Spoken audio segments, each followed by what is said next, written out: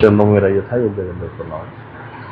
श्रीमद् भगवद गीता अध्याय संख्या 6 अध्याय 6वां अध्याय चल रहा है। श्लोक कहाँ पर पहुंच गए थे प्रभु जी? 16 तक हो गया था, 17 नंबर करना।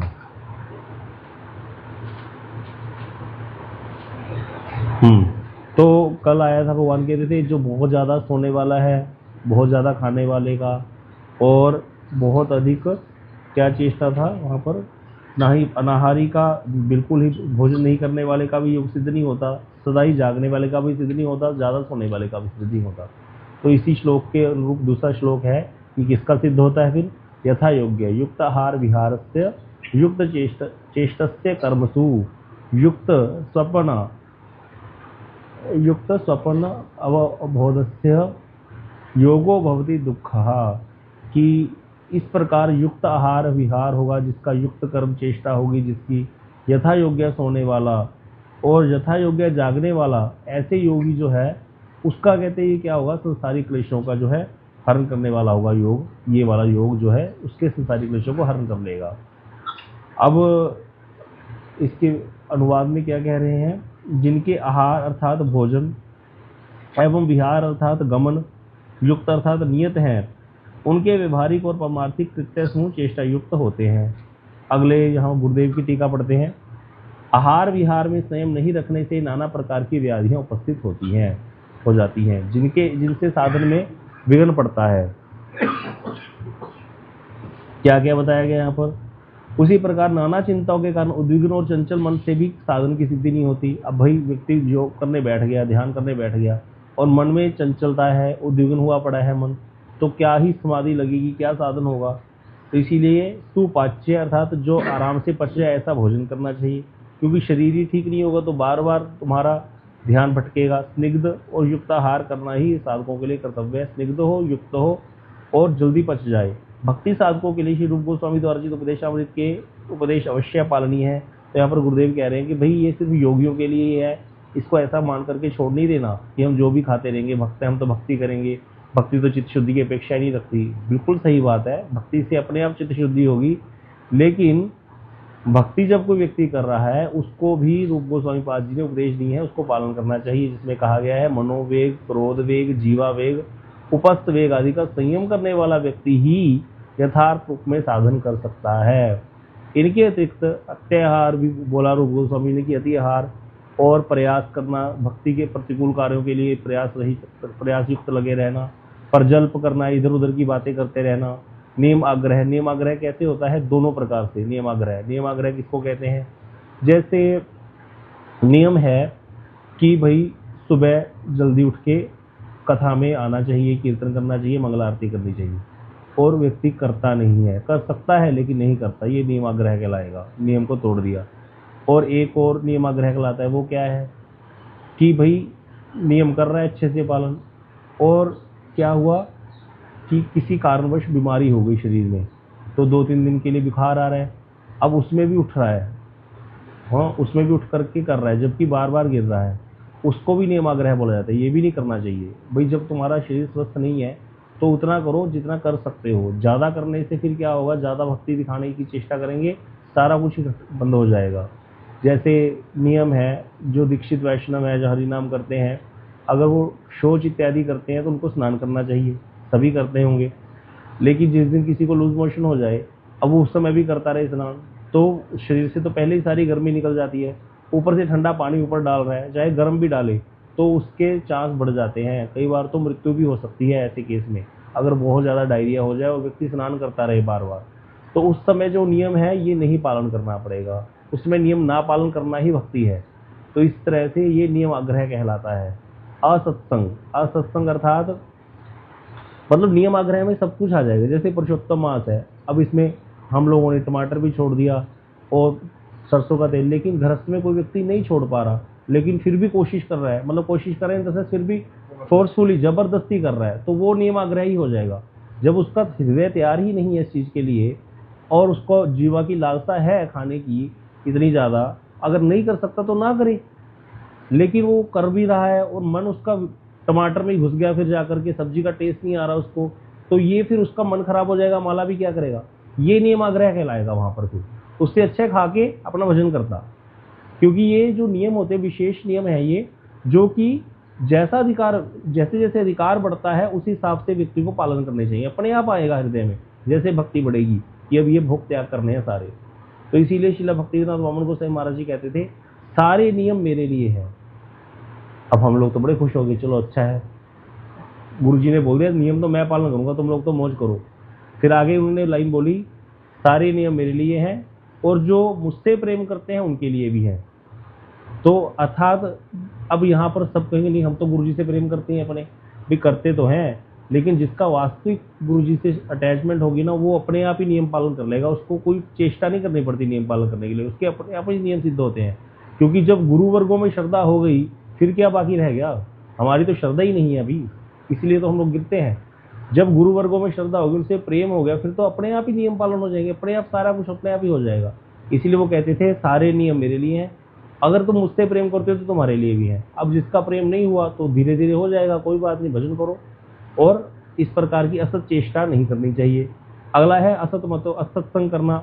असत्संग मतलब भक्ति के प्रतिकूल कार्यों को कर रहा है कोई व्यक्ति, तो इसका भी त्याग करना चाहिए। असत मत को ग्रहण करना। असत मत ग्रहण करना क्या होता है कि भाई किसी ने कहा चलो घर के पास कथा हो रही है और संत आए हुए मायावादी कोई कहते हैं, अभी उनको पूछा चरम लक्ष्य क्या, बोले मुक्ति ही चरम लक्ष्य है। ये असत मत हो गया, असत मत हो गया। तो इस असत वहां भी चला गया कथा सुनने, कथा ही तो है, सब भक्ति है, भगवान की है, सब सब वहीं जाना है, सब एक जगह ही मिल जाएगा जाकर, ऐसी बातें करना, ये असत मत ग्रहण करना हो गया। ऐसी लालसा दिखाना ये भक्ति के प्रतिकूल है, इसको दोष को दूर करना चाहिए। आलोच्य श्लोक में यहाँ पर युक्त स्वप्नाबोध का तात्पर्य है प्रेमित निद्रा और प्रेमित जागरण, मतलब सारा उठना और बैठ सोना हमारा सही होना चाहिए। अब हर एक व्यक्ति को अपनी नींद पता है भाई, उसको उतने घंटे जरूर सोना चाहिए। कई लोग क्या करते हैं सुबह भी जल्दी उठ जाएंगे, अब उनको 5-6 घंटे नींद चाहिए मान लो। अब सुबह उठ गए जल्दी, अच्छी बात है उठ गए, और रात को लेट सोते हैं, मोबाइल हाथ से छूटता नहीं, 11 बज जाते हैं, 12 बज जाते हैं। अब रात को लेट सो गए, लेट सोओगे, सुबह जल्दी उठोगे, आपकी नींद होगी कम। अब नींद कम होने से, क्योंकि हम मुक्त जीव नहीं है, अब शरीर को चाहिए प्रॉपर नींद। जब नींद पूरी नहीं होगी तो कई प्रकार के रोग घेर लेते हैं व्यक्ति को, क्योंकि निद्रा एक बहुत बड़ा टॉनिक है, नींद एक बहुत बड़ा टॉनिक है। अगर नींद पूरी नहीं हुई हमारी तो हमारे को बहुत सारे रोग लगने के चांस होते हैं, और माला करते हुए बार बार इधर गिरे कभी उधर गिरे। इसके लिए क्या करना चाहिए, युक्त जो आपकी जितनी किसी व्यक्ति की निद्रा है उसको वो जरूर पूरी करनी चाहिए। वो कैसे करना है ये वो देखेगा कि दिन में सो जाओ आधा घंटा, शाम को कोशिश करो 8 बजे तक, सारा 7 बजे तक भोजन कर लो, 6:30-7 बजे तक, और सारी लाइट्स वगैरह बंद करके अपना कमरे में लेट जाओ, मोबाइल को रख दो दूर। अब आपको कि नींद ही नहीं आती, मेरे साथ तो ये बहुत सारा हुआ है। तो हम कहते थे नींद नहीं आती, हमने एक शिविर अटेंड किया था, वहाँ पर ये सब चीज़ें सिखाई जाती थी, इसके लिए मुझे शिविर अटेंड करना पड़ा। तो वो लोग कहते थे भाई अपना मोबाइल जमा करा दो और आप कमरे पे जाके लेट जाओ। हम कहते थे भाई बेचैनी होती है, बोले 1 दिन होगी, 2 दिन होगी, तीसरे दिन नहीं होगी, अपने आप नींद आ जाएगी। और ये बात सही है, जब हम अभ्यास करते हैं तो होता है, फिर आपको 8-8:30 बजे नींद आनी शुरू हो जाएगी। अब जो व्यक्ति 8-8:30 सो जाता है ना, उसको अपने आप ही 2:30-3 बजे जाग आ जाती है, क्योंकि बहुत टाइम हो गया है ये बीच में। अब सोते ही रात को 11 बजे हो, 12 बजे हो, तो फिर सुबह क्या जल्दी उठोगे। हाँ तो कथा 9:30 होती है, अच्छी बात है, 9:30 कथा होती है तो 9:30 तुरंत लाइटें बंद कर दो और सो जाओ, ठीक है। तो इस तरह से होता है। अब क्या है, सुबह भी जल्दी उठ जाओ, रात को लेट सोओगे तो फिर क्या होगा, इन द एंड फिर वहाँ पे वही दिक्कत आएगी, गिर या तो शरीर खराब हो जाएगा या फिर भजन करने का मन नहीं करेगा। इसीलिए युक्त आहार, युक्त विहार, युक्त निद्रा, युक्त चेष्टा होनी चाहिए। युक्त चेष्टा किसको कहते हैं, अब बैठे हैं अमीर बनने के सपने देख रहे हैं और वैसे भजन भी कर रहे हैं, बहुत बड़े गुरुजी से दीक्षा भी ले ली और बिजनेस चला रहे हैं बड़े लेवल पे है। अब आपको इसका मतलब लोग बिजनेस बंद कर दें, भाई बिजनेस बंद करने के लिए नहीं कहा जा रहा। जो व्यक्ति का जिसका भी किसी प्रकार भक्ति में अधिकार हो गया, कोई भी बिजनेस हो तो करेगा ही, उसमें क्या दिक्कत है। लेकिन बड़े बड़े ख्वाब देखना बंद कर दे, ये युक्त चेष्टा नहीं है। क्यों, एक तरफ तो तुम क्या कर रहे हो, माया को जीतने की चेष्टा कर रहे हो। भजन करना क्या है, माया से लड़ाई है, काम क्रोध लोभ मद मत्सर्य से लड़ाई है, ये सारे गुंडों को बाहर निकालना है, इसका कार्य चल रहा है। अनर्थ वृत्ति का कर्म शुरू हो चुका है। अब एक तरफ तो ये कार्य में लग गए हम, दूसरी तरफ हम सोच रहे हैं अमीर बनने के सपने देख रहे हैं। अब जो कार्य कर रहे हो वो करो, जॉब कर रहे हो करना ही है, करना पड़ेगा जीविका चलाने के लिए। और जो बिजनेस है वो करना ही, लेकिन उसमें बहुत ज़्यादा ख्वाब देखना, इतना बढ़ा लो, ऐसे कर लो, हाथ पैर जा रहा पसारते जा रहे हो अपने, फिर क्या ही सिद्ध होगा योग? ये हमारा योग क्या सिद्ध होगा? भक्ति योग भी सिद्ध होगा नहीं, क्योंकि मन में तो कामनाएं भरी पड़ी है ना, फिर तो वो कामनाएं हमको कहाँ ले जाएंगी? तो इसीलिए ये जरूरी है कि भैया देखो दोनों चीजें हैं। एक चीज ये भी है, गरीबी में भी भजन नहीं होता, इसलिए यहाँ पर ये नहीं कहा जा रहा कि व्यक्ति बिल्कुल ही कुछ ना करे और ऐसे बैठ जाए, तो वो पॉवर्टी इज ए ग्रेट कर्स, गरीबी अच्छी चीज नहीं है। एक गरीब व्यक्ति कभी धर्म पे चल नहीं सकता। विवेकानंद के शब्द हैं, religion is not the task of empty valleys, धर्म भूखे पेट का कार्य ही नहीं है। सही बात है। एक व्यक्ति जिसको भूख लग रही है, जिसको खाने के वांदे पड़े हुए हैं, वो क्या ही धर्म पे चल लेगा? धर्म के विषय में तो वही सोच सकता है जिसकी ये बेसिक नीड्स है, जो फिजियोलॉजिकल नीड्स है, रोटी कपड़ा और मकान जो पूरी हो चुकी हैं। रोटी कपड़ा मकान यथार्थ रूप में है अपने पास, और फिर वो भजन कर सकता है, धर्म पे चल सकता है। अब क्या होता है कि इतना तो है ही हमारे पास, उसके बाद हम और चेष्टाएं करते रहें, बहुत ज़्यादा ख्वाब देखते बड़े बड़े, तो फिर तो भाई संसार तो दुखाल्य है ही, जूते पड़ेंगे अच्छे से, जितना मर्जी उड़ते रहो, गिरना यहीं पे है। आके जितना मर्जी, प्रभु जी ये बात बोलते थे, जितना मर्जी उड़ लो, जितना मर्जी बड़ी उड़ारी मार लो, दोबारा धरती पे ही गिरना पड़ेगा। जब पार्वती ने शिव जी को बोला था ना कि मुझे सोने का महल चाहिए, तो शिव जी ने कहा था देखो देवी, जो ऊपर बैठा है उसको कोई नीचे गिरा सकता है, जो पहले ही नीचे बैठा है उसको क्या नीचे गिराएगा कोई? अब हम लोग कैलाश में रहते हैं, मौज लेते हैं, यहाँ पर भजन करते हैं भगवान का, और तुम्हारे मन में पता नहीं क्या आश बनाने की इच्छा आ गई, तो नहीं, पार्वती देवी तो जिद पकड़ के बैठ गई, उस शिव जी ने बना दी, सोने का महल बना दिया, वो तो फिर रावण ही ले गया। तो इसीलिए ये जो है शिक्षा देते हैं आज हमें, शिव जी तो बहुत बड़ी शिक्षा दे रहे हैं, इसीलिए शिव जी शमशान में वास करते हैं। नहीं तो शिव जी को क्या घर नहीं है रहने के लिए, सारे संसार को देने वाले, और इतनी जल्दी प्रसन्न हो जाते हैं। लेकिन वो शिक्षा दे रहे हैं हमको कि जीवन में वैराग्य धारण करके रहो, और ऐसे स्थान पे रहो जहाँ कोई डिस्टर्ब करने वाला ना हो। जाकर के शमशान में वास कर लिया, वहाँ कोई नहीं जाता, आराम से बैठ करके भजन करते हैं। अमंगल वेशधारी हैं, लेकिन मंगल के धाम है शिव जी। अमंगल वेश है भाई, भस्म रमा लेते हैं मुर्दे की, और वहां पर शमशान में रहते हैं, अमंगल वेशधारी है, लेकिन मंगल के धाम है शिव जी। इसी प्रकार वैष्णव होते हैं, वो कहीं भी रहे वो मंगल ही मंगल करेंगे, मंगल करने वाले हैं वो। क्यों? क्योंकि वो भजन करते हैं भगवान का, भजन को मुख्य रख करके जो भी चेष्टा है वो करते हैं। अब आपको किसी को बहुत ज्यादा भूख लगती है तो खाओ, कोई दिक्कत नहीं है, भजन करना चाहिए। अब कोई भूख ज्यादा लगती है और उसने ये सोच के खाना कम कर दिया, और फिर उसको माला करते समय भूख लगे जा रही है, तो कोई बात नहीं भैया, खा लो। किसी का पेट हो सकता है, कोई पेटू हो सकता है, कोई बड़ी बात नहीं है। इसलिए साधु भी कई मोटे मोटे दिखते होंगे आपको, वैष्णव भी, और कई बड़े पतले भी दिखते हैं, तो सब प्रकार का हो सकता है। बेसिकली भजन सदना चाहिए, भजन उद्देश्य होना चाहिए, उसके अनुसार अपना युक्त विहार चेष्टा जो है सब करनी चाहिए। अगला श्लोक सीधा ही पढ़ते हैं, अनुवाद, ये सारे एक साथ जैसे श्लोक है 32 नंबर तक। जब मन संपूर्ण रूप से संयमित होकर के निश्चल भाव से आत्मा में ही अवस्थित होता है, तब समस्त कामनाओं की स्पृहा से रहित व्यक्ति युक्त कहलाते हैं। मतलब वही बात आ गई कि जब मन संयमित हो गया, आत्मा में अवस्थित हो गया, तब कामनाओं से रहित व्यक्ति क्या है? युक्त कहलाता है, वही योगी है। तो कहते हैं योगी कब निष्पन्न योग होते हैं, अर्थात उनका योग कब पूर्ण होता है? इसके उत्तर में जब वे निरुद्ध चित्त को अर्थात अपने में ही निश्चल भाव से अवस्थित कर लेते हैं, तब वे निष्पन्न योग हो जाते हैं। मतलब उनका चित्त और कहीं नहीं जाता, स्थित हो गया अपने आप में, और कहीं नहीं जा रहा, एक जगह पे स्थित हो गया, तो वहां पर उसको योगी कहला जाता है, वो निष्पन्न योग होता है।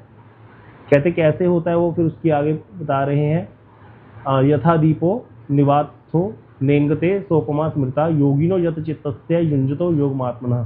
क्या कह रहे हैं? जिस प्रकार दीप वायु रहित स्थान में नहीं कंपित होता, हमने दीपक जलाया, हवा चल रही है तो दीपक ऐसे ऐसे करता है, लेकिन कहते हैं जब वायु रहित स्थान होगा तो दीपक क्या होगा? कंपित नहीं होता। उसी प्रकार जो आत्म विषयक योग अभ्यासकारी साधक है, जिसका चित्त संयत हो गया है, उसकी योगी की उपमा वैसी ही जाननी चाहिए कि वो जो साधक होगा उसका चित्त भी कभी इधर उधर नहीं जाएगा। जैसे हमारा चित्त इधर उधर जाता है कि नहीं जाता?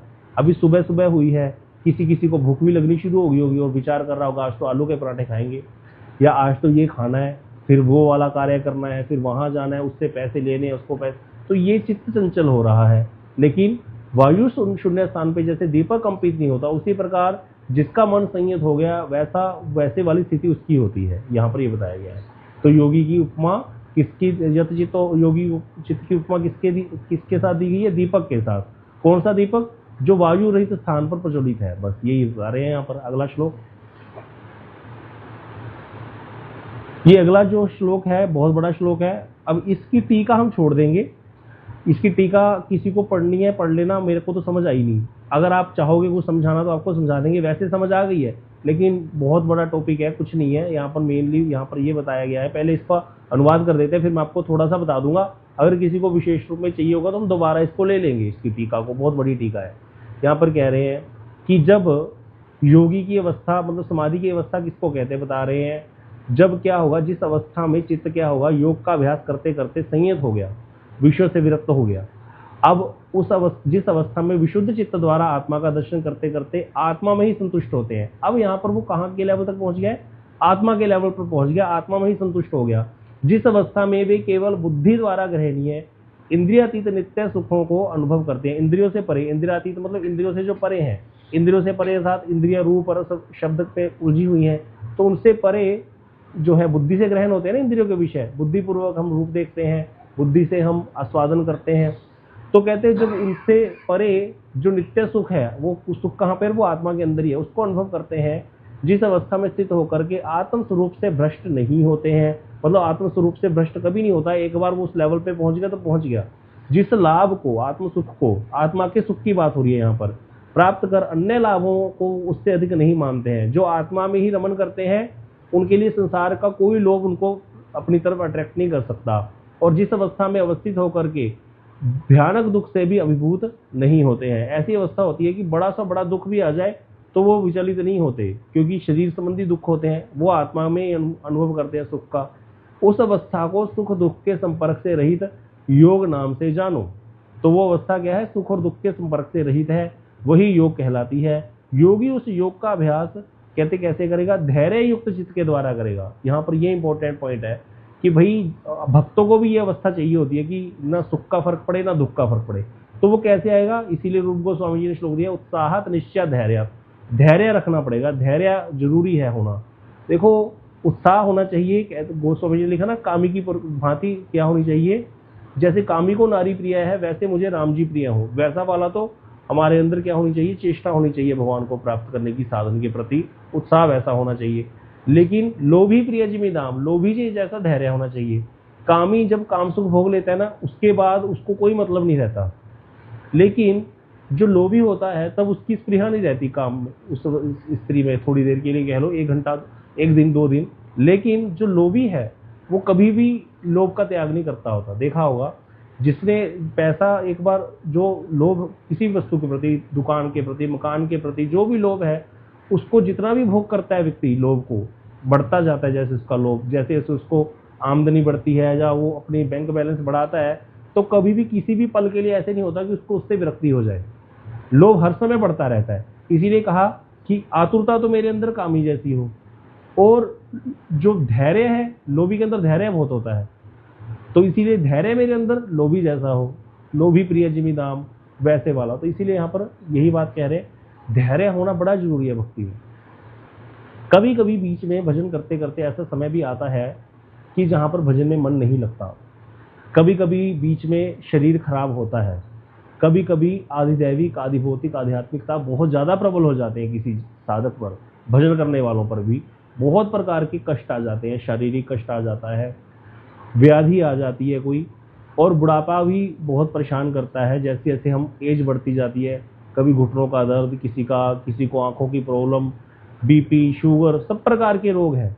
तो उस समय क्या करना चाहिए? यही समझना चाहिए ये मेरे कर्मों का फल है, धैर्य युक्त चित्त से भजन करते रहना चाहिए।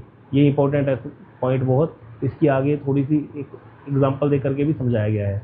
फिर कह रहे हैं, संकल्प से उत्पन्न होने वाली समस्त कामनाओं का संपूर्ण त्याग। पहले मन संकल्प करता है, आज ऐसे करना है, संकल्प कर करके कामनाओं को पूरा करने के लिए लगा रहता है।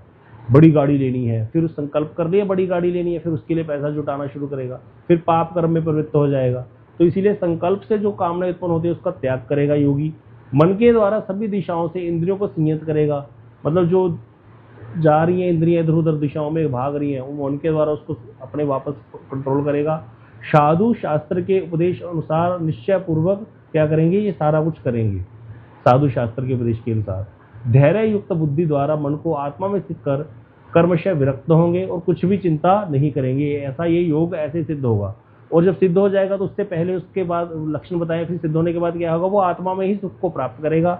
उसको कोई सुख दुख जो है वो फील नहीं होगा, किसी भी प्रकार की लाभ हानि से वो लाभ से खुश नहीं होगा, हानि से वो विचलित नहीं होगा योगी। ये यहाँ पर योगी के लक्षण बताए गए हैं। अब यहाँ पर ना एक इसकी टीका बहुत बड़ी है। इसकी एक टीका में एक बात कही गई है, थोड़ा सा नीचे करना। यहाँ पर ना ये सारा पतंजल सूत्र से लिया गया विश्व चक्रवर्ती महाराज ने। अब हमने तो पतंजलि का योग पढ़ा नहीं, लेकिन उन्होंने इसको कहा कि ये ठीक है योग पतंजलि का, और उसमें फिर वो बार बार यही कह रहे हैं कि भैया उसको निश्चय आत्मिक का होना चाहिए, निश्चित बुद्धि का होना चाहिए। तो नीचे करना थोड़ा बोल। तो यहाँ पर वो कह रहे हैं कि वो कभी भी अनुताप नहीं करता योगी, उसके मन में धैर्य होना चाहिए। तो यहाँ पर जो बात लिखी है ना यहाँ पर नीचे, बल्कि उसके मन में ऐसा धैर्य होना चाहिए कि इस जन्म में सिद्ध हो चाहे अगले जन्म में सिद्ध हो, मैं तो यत्नशील रहूंगा, शीघ्रता से मुझे क्या लेना देना है। मतलब ये भक्तों के लिए भी है कि चाहे एक जन्म में नहीं तो दूसरे जन्म में अब तो भजन करना है, भजन ही करना है। तो यहाँ पर एक एग्जाम्पल दी गई है कि क्या करना चाहिए। कहते अगर कोई व्यक्ति कुशा के अग्रभाग, कुशा होती है, उसके अग्रभाग पर एक एक बूंद जल डाले और सोचे कि मैं समुद्र को सुखा दूंगा ऐसे एक एक बूंद जल डाल के, तो ये तो असंभव कार्य है। क्या कभी समुद्र सूख सकता है कि एक बूंद जल डालने से कुशा के ऊपर? नहीं सूख सकता, समुद्र तो अथाह है। लेकिन कहते ऐसा ही निश्चय एक योगी के अंदर होना चाहिए और भक्तों के अंदर भी ऐसा ही होना चाहिए। तो ये सोच करके लग जाए। अब सोचो कितनी बड़ी संसार है, कितने अनंत कोटि जीवात्माएं हैं, हमारे शरीर में कितने जीवाणु हैं, कितने बैक्टीरिया हैं, मतलब कितने जीव जो हैं जन्म ले रहे हैं, मर रहे हैं, हम भी उन्हीं में से एक हैं जीवात्माएं। अब ऐसी जीवात्मा, उसका क्या वैल्यू है, हमारी वैल्यू क्या है देखा जाए, क्या एग्जिस्टेंस है, क्या अस्तित्व है हमारा। ऐसा जीवात्मा प्रयासरत है भगवान को पाने के लिए कि मैं भगवान का दर्शन कर लूँ, उनकी सेवा प्राप्त कर लूँ। तो ऐसा जो जीव है उसकी भगवान को प्राप्त करने की चेष्टा एक ऐसी ही है जैसे एक व्यक्ति ये सोचे कि समुद्र के जल को मैं एक एक बूंद जल डाल करके कुशा के आसन पर कुशा को पे डाल डाल करके सुखा दूंगा समुद्र को। तो ऐसा तो हो ही नहीं सकता जबकि, तो इसीलिए प्रयास करना छोड़ दो। लेकिन बोले नहीं, प्रयास करते रहो। अब कह रहे इससे फायदा क्या होगा, बता रहे हैं कि यदि ऐसा संकल्प हो किसी का तो वह क्या होगा, अक्लांत मतलब बिना थके परिश्रमी के मन का निग्रह, ऐसे व्यक्ति के मन का निग्रह हो सकता है जो इतना मतलब जो है कॉन्शियस हो गया है भक्ति के लिए। योगी के लिए भी यही बात है, भक्तों के लिए भी। किसका योग सिद्ध होगा, जो इतना निश्चय आत्मिका बुद्धि वाला है कि अब तो प्राप्त करना ही करना है, जो मर्जी हो जाए। बाबा महाराज इस पे तो बहुत बोलते थे गिर जाते हो ना चिंता मत किया करो, कभी काम में गिरते हो, कभी क्रोध में गिरते हो, कभी लोभ में गिरते हो, दोबारा उठो, दोबारा लग जाओ। गिरना बड़ी बात नहीं है, गिर करके उठना बड़ी बात है। ये संत ही बता सकते हैं। संसार में थोड़ा सा कोई गिर जाए, लोग कैसे, फ्रीडम ऑफ फेलियर नहीं है भारत में तो बिल्कुल ही नहीं है, और अन्य देशों में तो होगी। भारत में तो कोई थोड़ा सा किसी की नौकरी लगी, मान लो कंपनी ने नहीं बुलाया या कहीं, तो ऐसे लोग उसको देखने लग जाते हैं। कोई कुछ भी हो गया थोड़ा बहुत, किसी की लड़की की विवाह हुआ, लड़का अच्छा नहीं मिला, वापिस आ गई, तो लोग उसको, आजकल तो कम हो गया, पहले तो बहुत ही ज्यादा था, समाज जीना ही देना बंद कर देता है, उस व्यक्ति का खाना पीना बंद कर देते हैं ऐसा वाला। तो ऐसा नहीं होना चाहिए। क्या कह रहे हैं, दोबारा उसको, जैसे संसार में हम प्रयासरत रहते हैं, try again is the moral of the story, उसी प्रकार भक्ति मार्ग में भी बार बार जो परिश्रम करता रहेगा, बार बार उठेगा, उसका परिश्रम जो है ना, भगवान वही देखते हैं बस कि देखो इसका बिल्कुल मन नहीं लग रहा, और ये पूरा संसारी है, कर्मों के अनुसार फंसा हुआ है पूरा, लेकिन फिर भी लगा हुआ है। तो ये माला की जो चेष्टा हम करते हैं ना, भजन करने की, माला बढ़ाने की, यही हमारा परिश्रम भगवान देखते हैं साधक का। तो इस संबंध में एक आख्यायिका भी है। क्या है कि एक पक्षी ने समुद्र तट पर अंडे दे दिए और समुद्र उन अंडों को भाग करके ले गया। तो कहते फिर क्या हुआ, पक्षी ने प्रतिज्ञा ले ली कि चोंच से एक एक बूंद जल लेकर के किसी बाहर डालता रहूंगा रेत पर और समुद्र को सुखा दूंगा, मुझे तो अपने अंडे चाहिए। अब ऐसा तो कभी हो ही नहीं सकता, इतना बड़ा अथाह समुद्र है, समुद्र तो सारी नदियां समुद्र में आके मिलती रहती हैं हर समय, लगातार 24 घंटे 12 महीने, तब भी समुद्र में बाढ़ नहीं आती, और नदियों में थोड़ा सा पानी आता है, पीछे से बाढ़ आ जाती है। तो समुद्र तो अथाह है। अब उस समुद्र को सुखाने के लिए वो वैसा ही करना उसने आरंभ कर दिया। अब उसके संबंधों ने उसको समझाया कि ये कार्य आसान नहीं है, जिस कार्य में तुम लग गए हो ये कार्य आसान नहीं है। जैसे हम लोगों को कई लोग कहते हैं भक्ति करना आसान नहीं है, भैया सिर तली पे रख के चलना पड़ेगा, भक्ति करना कोई आसान है? भक्ति करे कोई सूरमा, निशंक बजा करके भक्ति करता है व्यक्ति, मीरा जी ने करी थी भक्ति, हम क्या भक्ति करेंगे, ऐसी बात बोल करके हमारा उत्साह डाउन कर रहा है। तो बोले उसने अपना कार्य बंद नहीं किया, वो कह रहा भाई जितना कर रहा हूं मैं तो करूंगा। उसी समय नारद जी वहां आ गए और उन्हें उसको भी समझाया नारद जी ने भी, लेकिन उसने कहा मेरी तो प्रतिज्ञा है कि मैं जन्म जन्मांतर में भी समुद्र को सुखा करके ही दम लूंगा, मुझे तो अपने अंडे चाहिए। नारद जी को दया आ गई, गरुड़ जी को बुलाया सहायता के लिए। तो गरुड़ जी ने क्या किया, नारद जी ने कहा समुद्र मेरे स्वातीय पक्षी के अंडों को भा के ले गया, तुम अपने पंखों की हवा से समुद्र को सुहाना शुरू कर दो। अब गरुड़ जी तो भगवान के भक्त हैं, इतने बड़े हैं गरुड़ जी, तो उन्होंने जैसे ही अपना कार्य शुरू किया समुद्र तो डर गया, डर करके आके उसने अंडे लौटा दिए। तो उसका कार्य हो गया कि नहीं हो गया। अब समुद्र तो क्यों सुखाएगा, वो उसको जरूरत ही नहीं है, उसको तो अपना अंडे चाहिए थे। तो इस तरह से कहते शास्त्र के वचनों में विश्वास युक्त हो जाए। गोस्वामी जी बहुत सुंदर बात लिखे हैं, बिन विश्वास भक्ति नहीं, तेहि बिन द्रवी न राम। विश्वास होना चाहिए, मैं अवश्य ही प्राप्त करूंगा। बिन विश्वास भक्ति नहीं, तेहि बिन द्रवी न राम। भगवान कैसे द्रवित होंगे।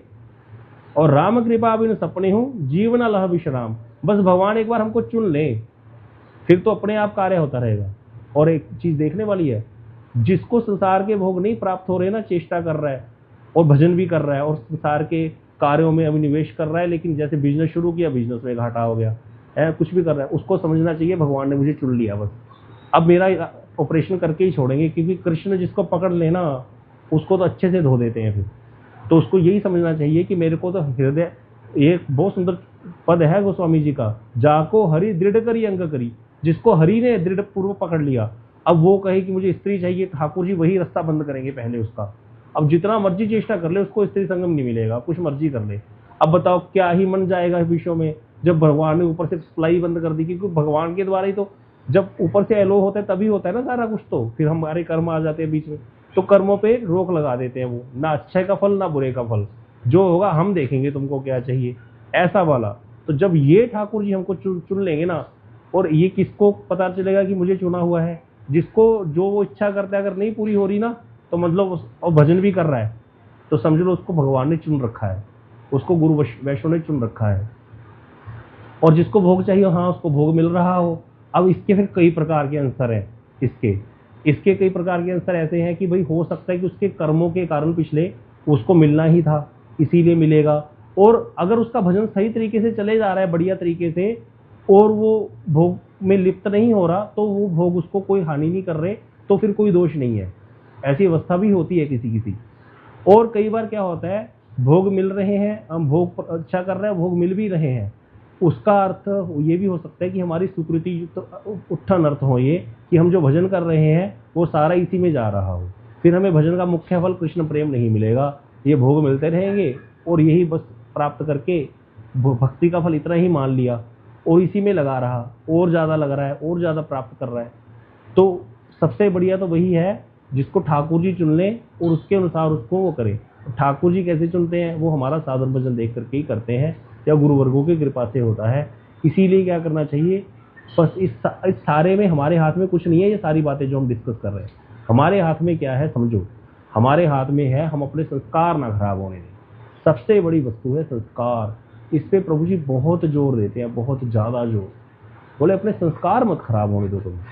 संस्कार का अर्थ क्या है कि सुबह जल्दी उठने का संस्कार, माला करने का, नाम जप करने का, जो भी हमने नियम ले लिए उसको कभी ढील मत दो, ये संस्कार बन जाएगा तुम्हारा। अगर तुमने ढील दे दी अपने आप को, फिर तुम्हारा संस्कार हो गया खराब, फिर अगले जन्म में भी वैसा ही होगा, इस जन्म में भी वैसा ही। प्रभु जी कहते हैं कि तुम्हारा भजन सदेगा कि नहीं सदेगा, ये डिपेंड करता है तुम्हारे इर्द गिर्द कौन से लोग हैं। ये बहुत बड़ी बात बताते हैं प्रभु जी। अगर तुम व्यक्ति भजन करने वाला है लेकिन उसका इर्द गिर्द जो जिनका वो संग करता है ना, वो सारे स्लीपर क्लास हैं, सोने वाले, गप्पे मारने वाले, तो फिर वो नहीं पढ़ पाएगा आगे। इसीलिए किसी भी व्यक्ति के संग करने से पहले देखना चाहिए कि उसके इर्द गिर्द उसकी बैठनी उठनी किसके साथ है, कैसे लोगों का वो संग करता है। अगर तो वो करता है भजनानंदियों का संग, फिर तो उसका संग करो, नहीं तो उसको दूर से त्याग दो, क्योंकि वो तुमको अपने जैसा बनाने में देर नहीं लगाएगा ज़्यादा। सबसे जल्दी असर संगति का पड़ता है। तो इसीलिए वो संस्कार जो है यही कार्य करेंगे। संस्कारों के अनुसार हमारी चेष्टाएं होंगी, चित्त की वृत्ति होगी, उसके अनुसार जब शरीर त्याग करेंगे वैसे संस्कार वाला बुद्धि लेकर के, मन बुद्धि चित्त अहंकार ये तो साथ ही जाता है सूक्ष्म शरीर के, फिर वही संस्कारों से दोबारा जन्म होता है। अगर अच्छे संस्कार हो जाएंगे ना एक बार भजन वाले, तो महापुरुषों के घर में जन्म हो जाएगा, फिर ज़्यादा चेष्टाएं नहीं करनी पड़ती, ये तो अपने आप ही होता है, अपने आप भजन होता है। तो इसीलिए ये बहुत इंपॉर्टेंट है, हम अपने संस्कार खराब ना होने दें, धीरे धीरे हम भक्ति के संस्कार को बनाते रहें। अगर हमने शुरू कर लिया क्लास ज्वाइन करना, ये सारे पुरुषोत्तम मास ये सब क्यों आता है? ये हमारे को बल देने के लिए आता है, हमारे नियम बनाने के लिए आता है। अगर हम इसमें थोड़ा सा सीरियस हो जाए 1 महीने के लिए, फिर व्यक्ति सोचता है यार 1 महीना तो मैं चल ही पड़ा था ना, 1 महीना मैं सुबह चैंटिंग में जाता तो था, रोज जाने में क्या दोष है, कम से कम ज्वाइन तो कर लो।